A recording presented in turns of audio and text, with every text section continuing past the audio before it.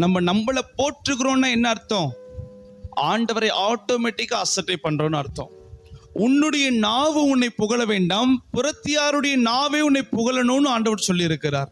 அப்போ நம்மளையே புகழ்ந்து புகழ்ந்து, பிரதர் நான்லாம் ஜெபம் பண்ணோம்னா 4 மணி நேரம் ஜெபம் பண்ணுவேன் பிரதர். பிரதர் நான்லாம் ஜெபம் பண்ணுனா கர்த்தருடைய பிரசன்ஸ் அப்படியே இறங்கி வரும் பிரதர். பிரதர் நான்லாம் ஜெபம் பண்ணுனா அந்த இடத்துல ஒரு பிசாசு இருக்காது பிரதர். அல்லேலூயா. நம்மை புகழுகிற ஒரு காரியம்.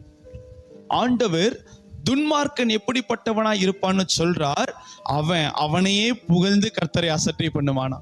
அவன் ஆண்டவரை குறித்து எந்த நெகட்டிவான ஒரு வார்த்தையும் பேச மாட்டான். ஆனா அவனை குறிச்சே அவன் என்ன பண்ணுவான்? புகழ்ந்து கொண்டே இருப்பான். அப்படி அந்த தற்புகழ்ச்சியை நாடுகிறவர்கள் ஜீவ பலியாய் தன்னுடைய உதடுகளை ஒப்பு கொடுக்கலன்னு அர்த்தம். உங்களுக்கு இன்னொரு வசனத்தை காண்பிக்கிறேன். ஏசாயா 6வது அதிகாரம்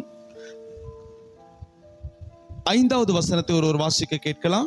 அப்பொழுது நான் ஐயோ அதமானேன், நான் அசுத்த உதடுகளுள்ள மனுஷன், அசுத்த உதடுகளுள்ள ஜனங்களின் நடுவில் வாசமாய் இருக்கிறவன். போதுமான சொல்றதுக்கு அப்புறம் வாசிங்க. தீர்க்கதரிசியாகிய ஏசாயா இப்படியாய் சொல்லுகிறார், ஐயோ நான் அதமானேன். நான் யார்?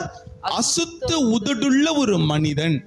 2வது, அசுத்த உதடுகள் உள்ள மனிதர்களுக்கு மத்தியிலே நான் வாழுகிறேன். அப்போ இந்த 2 காரியம். முதலாவது, ஒரு மனிதன் அசுத்த உதடுள்ளவனாய் இருக்கிறான்னா அவன் அதமாக்கப்படுவான்.